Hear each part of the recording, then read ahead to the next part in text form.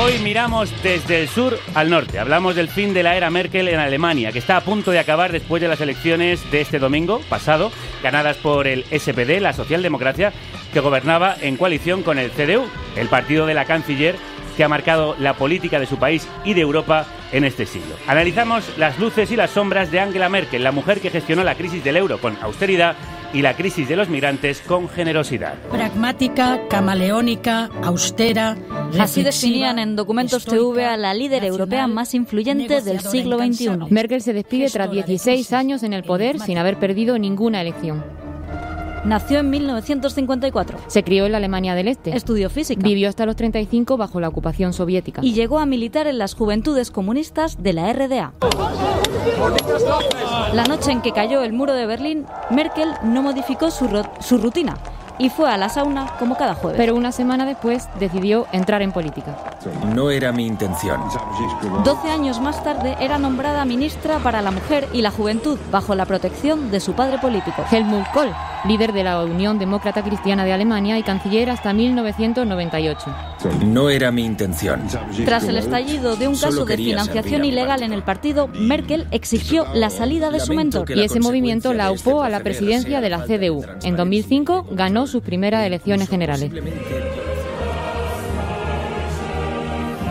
¿Es usted la primera mujer jefa de gobierno en Alemania elegida democráticamente? Cuentan que hoy hay niños en Alemania que se preguntan si un hombre puede ser canciller. Ella, curiosamente, tardó mucho en declararse feminista. Es de vital importancia recuperar la confianza en el funcionamiento de los mercados financieros en plena crisis del euro, Merkel encarna el rostro más duro de las políticas de austeridad impulsadas desde Berlín. Recetas económicas implacables que la convierten en una villana internacional en el sur de Europa. Una imagen de canciller de hierro que se diluye en 2015, cuando más de 1 millón de migrantes y refugiados procedentes sobre todo de Siria, Irak y Afganistán llegan a suelo europeo. Merkel decide no cerrar las fronteras, reivindica el deber moral de ayudar a los que huyen y pronuncia otra de sus frases para la posteridad. Podemos hacerlo.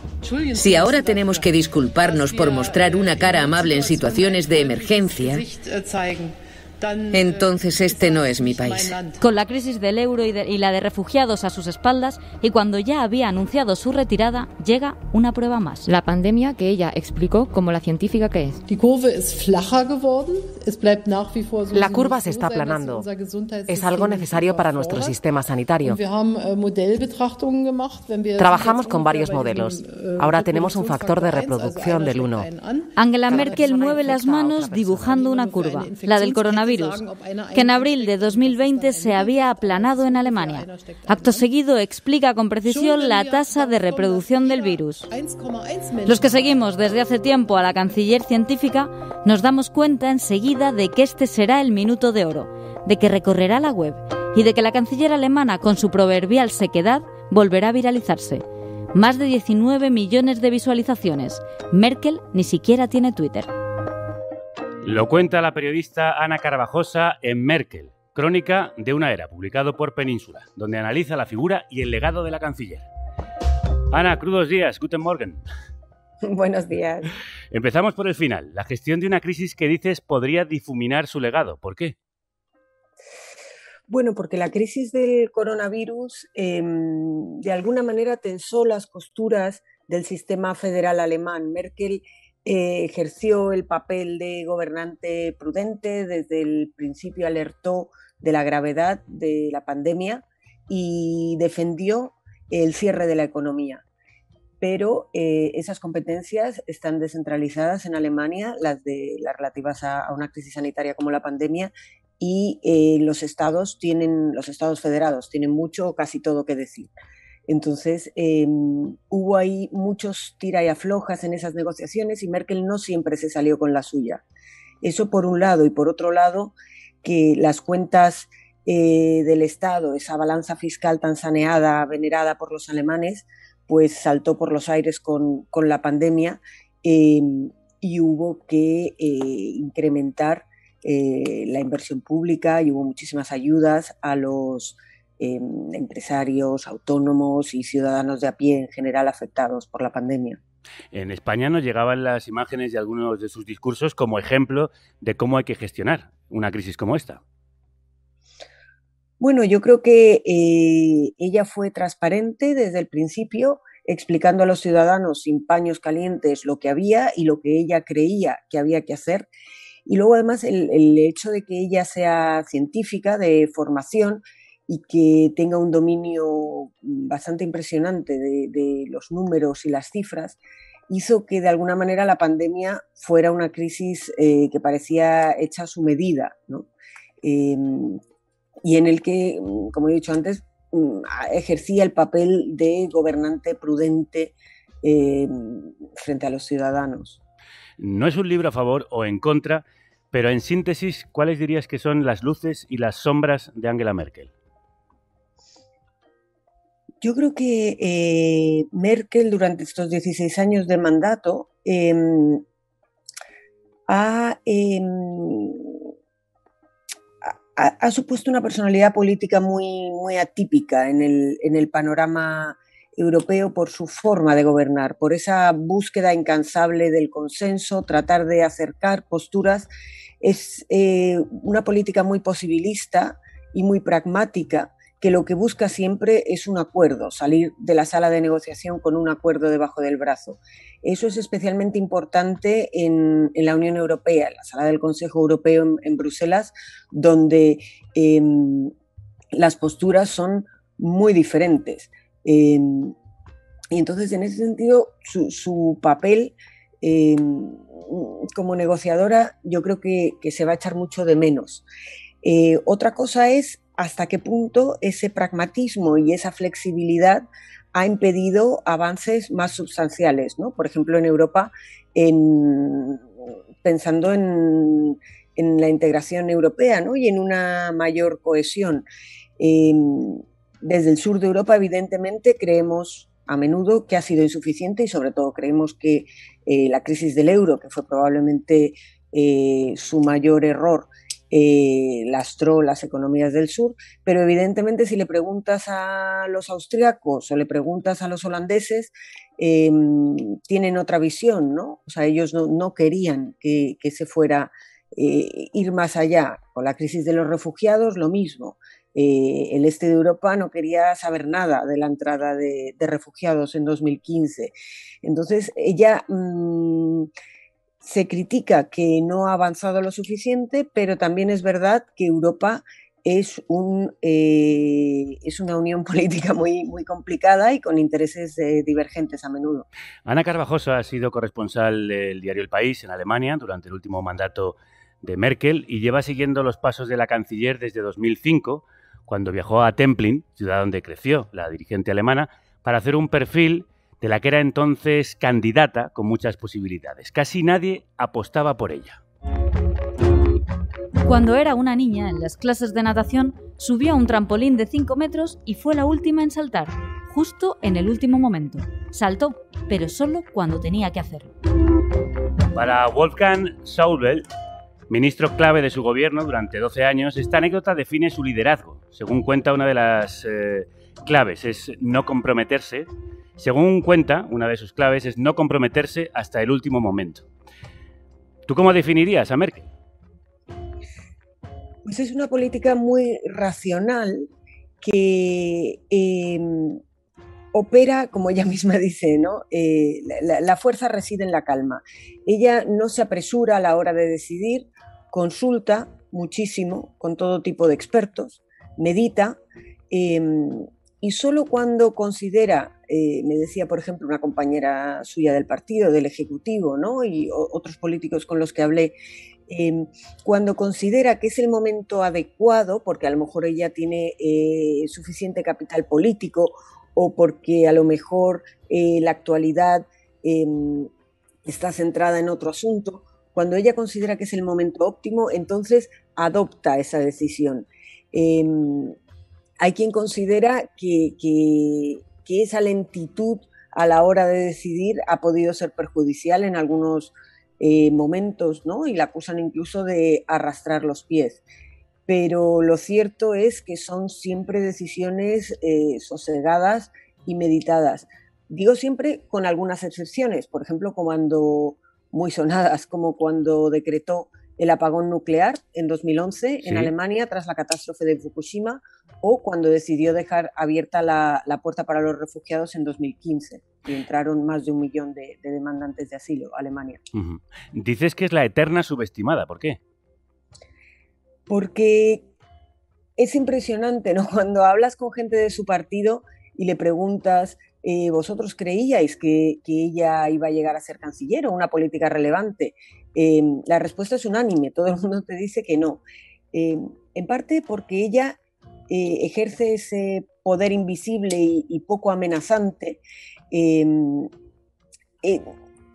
carente de vanidad, ¿no? Que es otra de sus características, frente a lo mejor a otros políticos más impulsivos y vanidosos, ¿no? Que hemos visto en las últimas épocas, pensando por ejemplo en Donald Trump o en Vladimir Putin o Erdogan.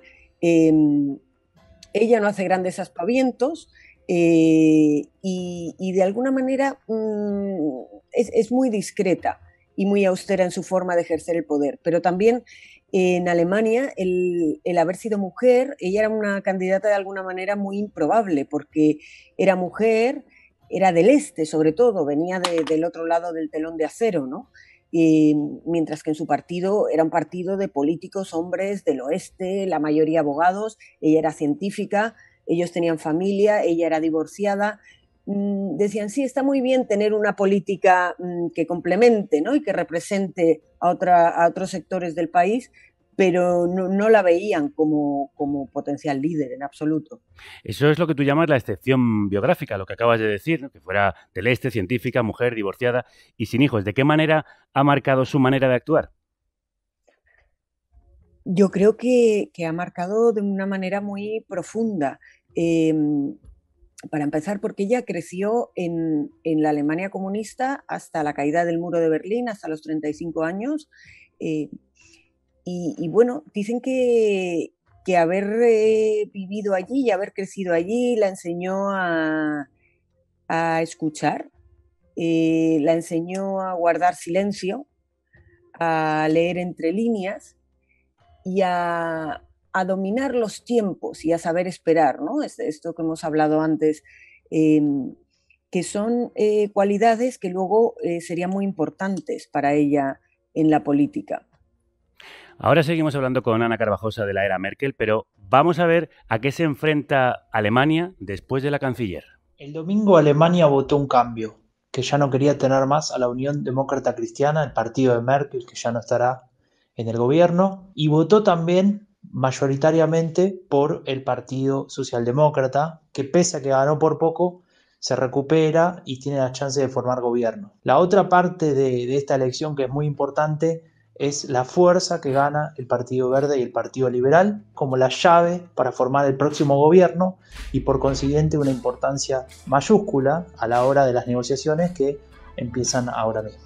Para conocer los resultados de las elecciones alemanas, hemos preguntado a unos verdaderos forofos de la política alemana. Violeta Muñoz, crudos días. Crudos días, eso es. He hablado con los Emilio Domenech de Alemania, ¿sabes? El corresponsal de Ferreras con el que conectaba de Estados Unidos cada 2 minutos. Sí. Pues lo mismo, pero en Berlín. Ah, vale. Escuchábamos a Franco de Ledone, que es uno de los autores del podcast El fin de la era Merkel. Se termina una era en Alemania. Fueron 4 periodos. A ellos, las elecciones alemanas le han dado inspiración y carrete para, atención, 52 episodios. Franco nos explica que la coalición más probable en estas elecciones, en las que el socialdemócrata Scholz gana por la mínima a los democristianos, es la llamada coalición semáforo.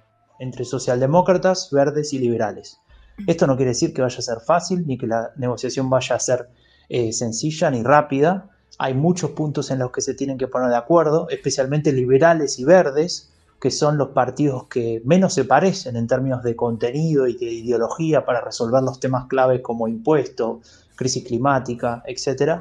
Y el que lideraría esa posible coalición semáforo es Olaf Scholz, vicecanciller y ministro de Finanzas del último gobierno de Merkel. El socialdemócrata. Un socialdemócrata moderado de la conservadora del SPD, que ha ganado las elecciones por ser el candidato más parecido a Merkel y por los errores de conservadores y verdes. Pero también, y no hay que quitarle mérito, porque ha sabido centrarse en 3 o 4 mensajes que para los alemanes son muy importantes. Uno es el salario mínimo a 12 euros, Otro es el tema de la vivienda, una preocupación fundamental, sobre todo en las grandes ciudades. Otro es el asunto de la renta, de las pensiones. Y también ha hablado de cambio climático, a pesar de que el último gobierno al que Scholz pertenecía no ha hecho demasiado contra el calentamiento global, según nos explica Raúl Gil, a quien escuchábamos ahora, y que es la otra mitad del podcast El fin de la era Merkel. El que ha hecho de los 52 capítulos la mitad, ¿no? Eso es. ¿La victoria de Scholz significa el regreso de la socialdemocracia? Pues ellos creen que los resultados son positivos para la socialdemocracia europea, pero que esta victoria tiene más que ver con la crisis de los partidos conservadores y, en general, con la crisis de los partidos mayoritarios, y que el próximo canciller estará demasiado ocupado con lo que tiene en casa como para mirar a Europa. Una de esas cuestiones claves es la desigualdad que ha crecido con Merkel. Es un país muy desigual, en el que en los últimos años los ricos se han hecho más ricos y los pobres más pobres. Hay un dato que dice que el 1% de los alemanes ostentan el 35% de la riqueza del país, y otro también muy ilustrativo que dice que 1 de cada 5 alemanes viven en el umbral de la pobreza, ¿no? Hay 8 millones de alemanes que tienen un contrato de minijob, que es un contrato laboral sin derechos sociales. Hay muchas personas jubiladas que recogen botellas por la calle para poder llegar a fin de mes. Detrás de ese halo de la locomotora de Europa hay muchísima desigualdad en Alemania, algo que el gobierno de Merkel no ha sabido resolver. Y pese a esto, los liberales, uno de los partidos que pueden formar parte del tripartito al frente de Alemania, están en contra de subir el salario mínimo, por ejemplo. Sí, por eso Raúl cree que es positivo que haya un gobierno que tiene que hacer cosas, que diría Rajoy, que no solo se limite a superar crisis y que no tiene ganadas las próximas elecciones. Sobre Europa, sabemos que el SPD y los verdes son más pro-unión, pero los liberales están a favor de menos integración europea. Y creo que esto va a significar, hasta que se pongan de acuerdo en qué lugar quieren para Alemania en Europa, en un pequeño parón en la Constitución Europea y en el camino de la Unión Europea, ¿no? Y teniendo en cuenta que además Macron se enfrenta a elecciones presidenciales el año que viene, pues no pinta muy bien, ¿no? para la Unión Europea en los próximos tiempos. Así que la conclusión, más allá del semáforo o Jamaica, sí, Jamaica o semáforo, sí, es que hay partido, un partido que para estos analistas es tan interesante que por último he querido preguntarle a Franco, que es argentino, aunque hace este podcast para la comunidad hispanohablante desde Baviera, ¿cómo se ve la política alemana fuera de suelo europeo? Pareciera que desde afuera de Europa, especialmente desde América Latina, se idealiza un poco a la política alemana. Es cierto que tiene elementos muy positivos, ¿no? La cultura de consenso, por ejemplo, que permite que gobiernos de coalición representen a amplios sectores de la sociedad que no necesariamente piensan igual. También, bueno, ciertos liderazgos que ocupan un espacio muy importante en la valoración de la gente fuera de Europa, como el de Angela Merkel, ayuda en este sentido, y creo que eso de alguna manera colabora en esa idea de estar fascinados e interesados por la política alemana. Una pasión que Raúl y Franco transmiten en el podcast El fin de la era Merkel y también en otro proyecto en el que andan inmersos, Merkel, la canciller de las crisis. Es una verdadera obsesión la que tienen con el personaje. Seguiremos escuchándoles y les agradecemos mucho que hayan estado aquí también a Violeta Muñoz. Muchas gracias. Quien suceda a Merkel se encontrará un mundo dominado por el poder de los algoritmos, por las guerras híbridas con las fake news como armas de destrucción masiva, y en el que florece un inédito desdén por la cooperación y el multilateralismo. Tendrá que lidiar con una Rusia y una China más asertivas y confrontacionales, y con una Unión Europea agrietada en eterna búsqueda de cohesión. Ana, ¿cuál es el legado de Merkel? ¿Y crees que ese legado flotará como una alargada sombra sobre la Alemania del futuro? Sí, se dice a menudo, ¿no?, que es un legado con muchas luces y sombras y evidentemente 16 años dan para muchísimo. Y Merkel ha evolucionado, o sea, la Merkel de la crisis del euro y la austeridad se parece poco a la Merkel que hemos visto en la aprobación del Fondo para la Pandemia, por ejemplo, donde abrió la puerta e incluso propuso, junto a Macron, un endeudamiento común europeo. En Alemania deja infinidad de tareas pendientes. Es un país que, pese a los mitos, las infraestructuras se caen a trozos. Hay unos cuellos de botella burocráticos impresionantes para sacar adelante proyectos y, sobre todo, pese a haber sido considerada la canciller del clima, las políticas climáticas no han sido lo suficientemente ambiciosas y desde luego no han estado a la altura del desafío histórico que supone esta esta gran crisis climática a la que asistimos. Incluso el Tribunal Constitucional alemán así lo ha dicho. Quien venga tendrá que hacer frente a todo eso y mucho más, ¿no? Como decíais en la entradilla, a un contexto internacional muy volátil. Son otros tiempos y la estabilidad política que ha caracterizado estos más de 3 lustros de Merkel probablemente ya no va a estar ahí. Veremos. ¿Europa y el europeísmo quedan huérfanos de una de sus principales valedoras? En parte sí, porque con sus aciertos y con sus errores, Merkel siempre tenía en la cabeza la unidad de Europa. Y aunque se le pueda criticar incluso, por ejemplo, en la crisis del euro, ¿no? Todas las tensiones, pero peleó porque la zona euro, por ejemplo, porque Grecia no saliera de la zona euro, por mantener un status quo que puede gustar o no, pero se mantuvo Europa unida. Quien venga ahora necesitará imponer su propio estilo, evidentemente, quien venga en Alemania, porque Alemania de alguna manera va a seguir liderando, es el país más grande de Europa y es la principal economía de la zona euro, pero va a haber un momento de reajuste, las piezas van a ir recolocándose, hay que esperar también las elecciones en Francia en primavera y ver cómo el tablero del poder europeo se recoloca con la salida de Merkel. ¿Y qué responsabilidad ha tenido en el auge de la extrema derecha, en que vuelva la extrema derecha a Alemania? La extrema derecha en estas elecciones, el domingo pasado, hemos visto que de alguna manera ha tocado techo. Frente al 12,6% que sacó en las elecciones anteriores, en 2017, ahora está en torno al 10%.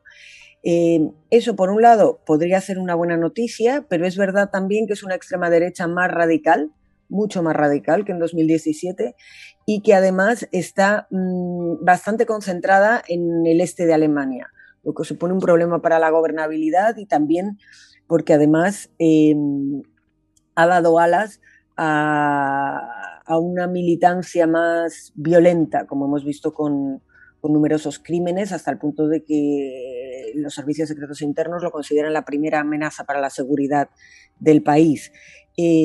Merkel, o sea, el partido de Merkel, el centro-derecha alemán, como el resto de los partidos alemanes, mantienen un férreo cordón sanitario contra la extrema derecha, no pactan con ellos absolutamente nada, pero es verdad, y probablemente eso ha contribuido, ese ostracismo político, a ese debilitamiento, pero también es verdad que a nivel local es todo más complicado, sobre todo en el este. Y hay coqueteos y hay un ala derecha dentro de la CDU que empieza a no ver con malos ojos otro tipo de acercamientos. Vamos a ver qué sucede en la era post-Merkel. Y la extrema derecha alemana, tampoco hay que olvidar que creció, subió como la espuma a raíz de la crisis de los refugiados en 2015. Se aprovechó de la entrada de más de 1 millón de refugiados y lo explotó con maestría y un discurso xenófobo para crecer. ¿Hasta qué punto Merkel podía haber evitado eso? Es complicado, pero es cierto que tuvo que ver, que fue posible gracias a ese movimiento migratorio, ¿no? Antes de la pandemia hubo varios momentos de debilidad, temblores en público y Angela Merkel se desmayó incluso en la ópera. Una de sus pocas aficiones conocidas. ¿Cómo imaginas el futuro de la ya ex canciller? Ha dicho que se retira de la vida política, pero ¿crees que será capaz de hacerlo? Ha dado pocas pistas de momento. Ella dice que quiere descansar, que tiene 67 años y que yo creo que se ha ganado el derecho a descansar. Yo creo que sí. Lleva mucho tiempo diciendo que ella no ha nacido para ser canciller y como es una persona tan racional, ella tiene claro que cuando llegara su momento se retiraría y además un dato importante es que ha sido ella la que en 2018 dijo después de las elecciones de 2021 me voy. Entonces no es lo mismo cuando tú decides algo que cuando deciden por ti, ¿no? No es como si hubiera sido derrotada en las elecciones. De momento parece que se va a ir a descansar a su casa de campo, donde planta patatas y cocina.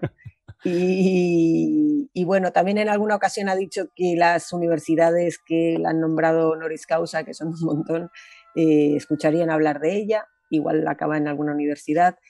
Pero bueno, es una mujer que acostumbra a cumplir su palabra y entonces yo dudo que vuelva a la política. Pero vamos, no tengo información privilegiada. Bueno, si vuelve, probablemente la era post-Merkel la contará también Ana Carvajosa, autora de Merkel, Crónica de una era. Muchísimas gracias por ayudarnos a entender las luces y sombras de una de las mujeres más poderosas, carismáticas y enigmáticas del mundo. A vosotros, por invitarme. Y de su futuro, hablamos para terminar este análisis. De lo poco que sabemos de su vida privada es que le gusta la ópera, la música clásica o la natación. Pero, ¿qué hará ahora Merkel? ¿A qué dedicará su tiempo libre? Se lo ha preguntado y lo ha contestado en una novela delirante el superventas David Safir, más conocido en España como David Safir, el autor de Maldito Karma, también llamado El Rey de la Carcajada. Siento tener que contradecirle. Se disculpó su guardaespaldas con una sonrisa indulgente que revelaba lo poco que lo sentía. Pero seguro que ha sido un suicidio extraño, debo admitir. Pero más extraño sería que fuese un asesinato, porque entonces, como hemos dicho, la puerta no estaría cerrada por dentro. No saquemos conclusiones precipitadas, repuso Angela. Como es natural, no podía estar segura al 100% de que su sospecha era cierta, pero a lo largo de su vida había aprendido algunas cosas. 1. No se podía estar seguro al 100% de nada en este mundo. 2. Con sus presentimientos solía tener razón en un 81,4%. Lo había calculado su marido, que se lo había comunicado precisamente un día que se había equivocado en 3 decisiones gubernamentales. Y 3. Si le hubiesen dado €1 por cada sonrisa indulgente que le dirigía un hombre, podría financiar ella solita el cambio de modelo energético. Retirada en un pueblito alemán, donde se convierte en una detective amateur al estilo Miss Marple de Agatha Christie, pasea a su perro Putin. Así se la ha imaginado el escritor alemán en Miss Merkel, el caso de la canciller jubilada, publicado por Seix Barral. David Safir, guten Abend und willkommen. Thank you very much. Hola, ¿qué tal? Muy bien. Encantados de tenerle aquí. Y conmigo está también Nieves, que hará las traducciones. La primera pregunta es, ¿por qué se imaginó a Miss Merkel convertida en Miss Marple?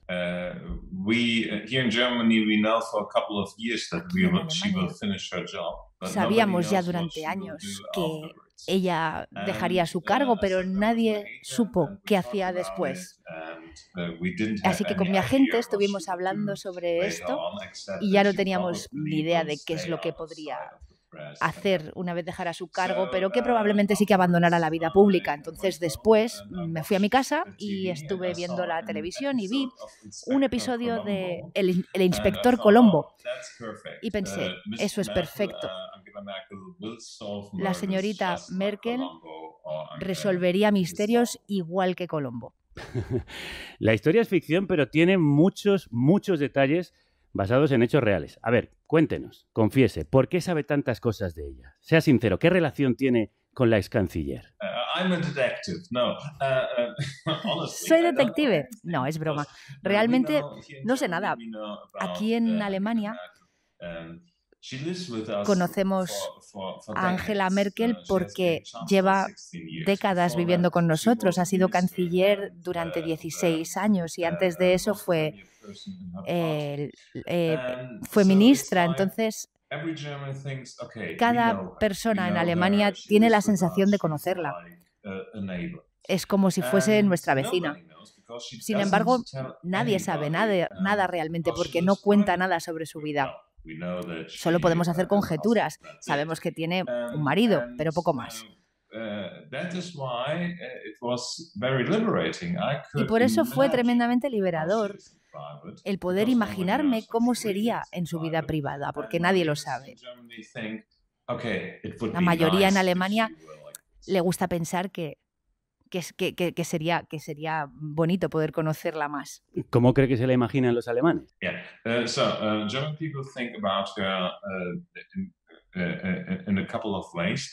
Los alemanes la ven de diversas maneras. Por un lado, la ven como una persona inteligente, modesta. Y alguien incorruptible, alguien que no está ahí por el dinero ni por interés.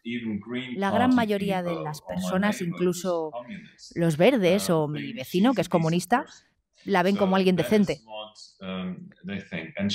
Así es como la ven. Y tiene un mote que es Mutti, que significa mami. Es una manera cariñosa de llamar a tu madre. Ella es nuestra Mutti, nuestra mami. Y eso es lo que la mitad de la población alemana cree y la otra mitad la ve como un monstruo. Bueno, entre los detalles que no son reales, pero están basados en la realidad, es que, aunque ella no tiene un perro, como sí tiene en la novela, le dan miedo los perros, porque alguna vez le mordieron de pequeña. Y a Vladimir Putin le pareció buena idea dejar suelto a su gran perro en un encuentro con Angela Merkel. Dicen que ella tiene mucho sentido del humor. ¿La imagina capaz de tener un perro y llamarlo Putin? Absolutely. So this was quite. This was on the world stage, so we know about it that she has a fear of dogs. Totalmente. Sí que sabemos que ella sentía miedo hacia los perros y Putin era algo que lo explotó. Y mi novela me dio una excusa buenísima para el comienzo en el que ella adopta a un perro pequeño y lo nombra Putin. Creo que ella sería perfectamente capaz de hacer esto en su vida privada.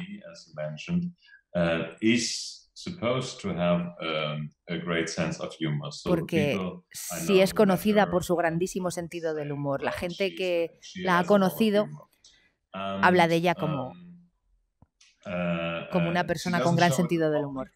No lo muestra en público. No es alguien que haga bromas en público, pero sí que tiene un gran sentido del humor. Y sí le gusta contar chistes. En la novela es muy irónica y por las miradas que tiene ella en las fotografías, muchas veces cuando se reúne con dignatarios, yo diría que lo es.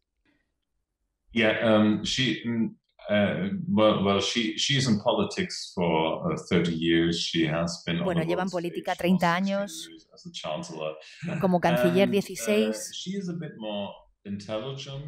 Es quizá más inteligente que otros líderes mundiales y no está llena de testosterona como otros. Véase Putin.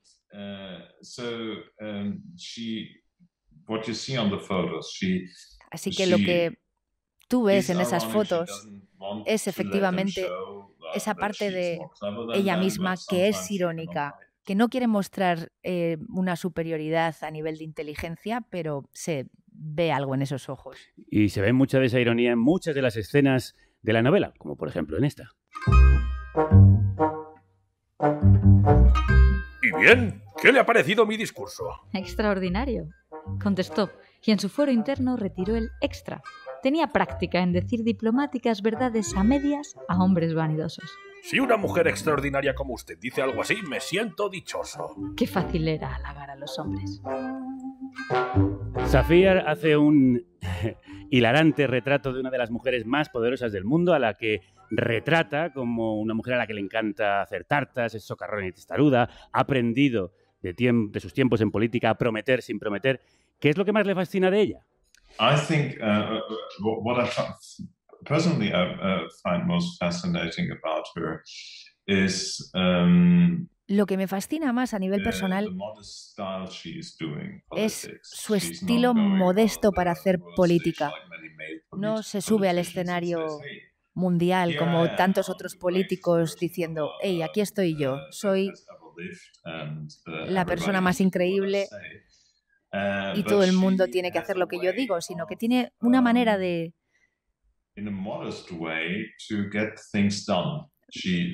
conseguir cosas, una manera muy modesta de conseguir cosas. Y muchos políticos aquí en Alemania pensaron, bueno, pues debe ser una señal de debilidad. Y todos estos políticos en los últimos 20 años se han comido sus palabras. Y ella fue la única que permaneció en pie. Esto es fascinante. Ver a una mujer de tal inteligencia de una manera tan modesta haciendo exactamente lo que ella quería. E incluso a veces yendo en contra de su propio partido, como pudimos ver durante la crisis de los refugiados en el 2015. Ella dejó entrar a toda esa gente en Alemania durante ese año y ella fue la que dijo, les vamos a dejar entrar, somos capaces de integrarles y de proporcionarles lo que necesitan. Somos un país rico. Y esto es algo bastante increíble. E incluso en contra de su partido, ella dijo, no quiero tener ningún tipo de poder nuclear. También dijo que no quería que la mili fuese obligatoria. Ahora en Alemania puedes ir si quieres, pero no es obligatorio. Todas estas cosas ella las hizo en contra de su propio partido porque estaba convencida. Merkel es una de las políticas mejor valorada por algunas de sus decisiones, pero también más odiada, como por ejemplo, por la crisis económica del 2008 y sus políticas de austeridad. ¿Le han criticado por dulcificar una figura que para muchos supone una de las caras más dramáticas de la Europa de este siglo?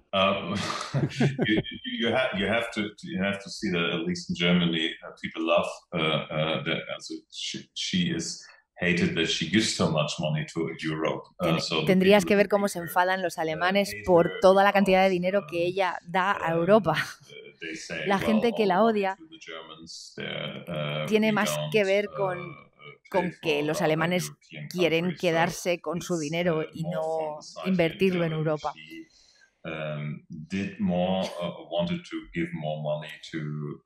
Y ella, aún así, sigue queriendo invertir cada vez más dinero en Europa, o al menos en comparación con la mayoría de los alemanes. Así que siempre hay dos lados, ¿no?, en una historia. Cuando hablamos del criticismo, el criticismo que se le hace aquí en Alemania, sobre todo, es que hay 2 o 3 cosas importantes que no ha llegado a hacer. Una de ellas tiene que ver con el clima. Los últimos 16 o 20 años en Alemania los vieron como años perdidos. Eso quizá es la mayor crítica que se le hace.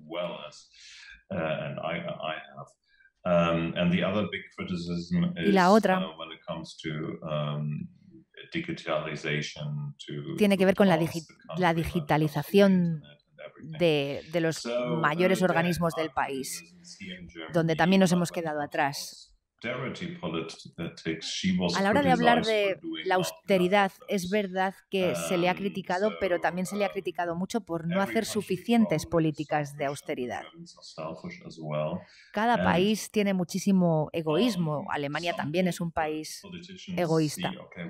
Y algunos políticos ven la necesidad de dar dinero dar apoyo económico a los demás países europeos. Pero en muchos otros partidos la gente está en contra. David, ¿sabes si Angela ha leído el libro? Mi editor se lo ha enviado, el libro, y recibimos una carta muy simpática diciendo que estaba encantada de haberlo recibido, pero en la carta no decía que lo había leído. El libro aquí lleva en la lista de bestsellers unos 6 meses, pero hace medio año estábamos en mitad de la crisis del coronavirus y probablemente no tuviera tiempo para leerlo en ese preciso momento histórico, pero sí que nos agradeció el libro. Probablemente si lo lee encontrará algunas cosas que no le gusten, porque es verdad que hay algo de criticismo, de crítica implícita.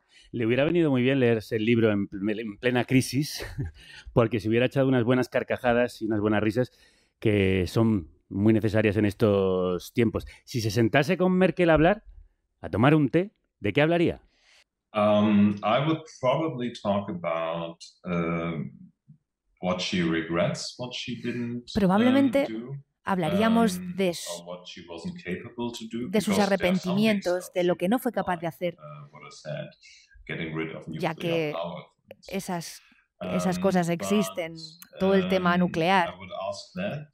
Le preguntaría por eso, y también lo que siempre me parece fascinante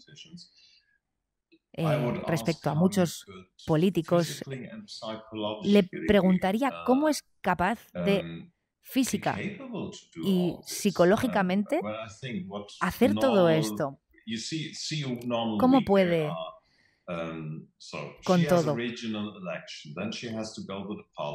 Tiene que hacer trabajos relacionados con las elecciones, luego tiene que ir al Parlamento, luego tiene que coger un vuelo de vuelta, luego tiene que ir a una conferencia, luego a un banquete. Es un trabajo 24 horas al día. Yo personalmente no tendría la energía ni física ni emocional de enfrentarme a todas estas cosas, ni siquiera durante 4 días.